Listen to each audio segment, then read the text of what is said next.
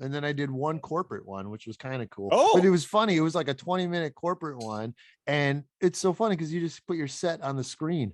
And I'm like, okay, what's next? Oh, yeah.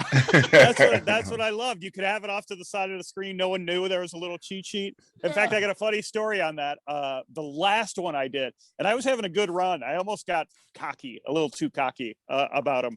And the final one I did was a corporate show, and it was like 300 people. And they, but the only person who turned their screen on was the person who introduced me.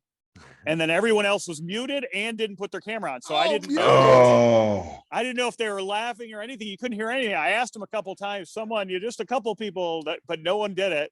So I had my cheat sheet off to the side. I was supposed to do a half hour for them. And so I had my cheat sheet off there. It was great. And I kind of had been doing them. So I knew how long that was going to take. Like this far in is about 20 minutes, this far.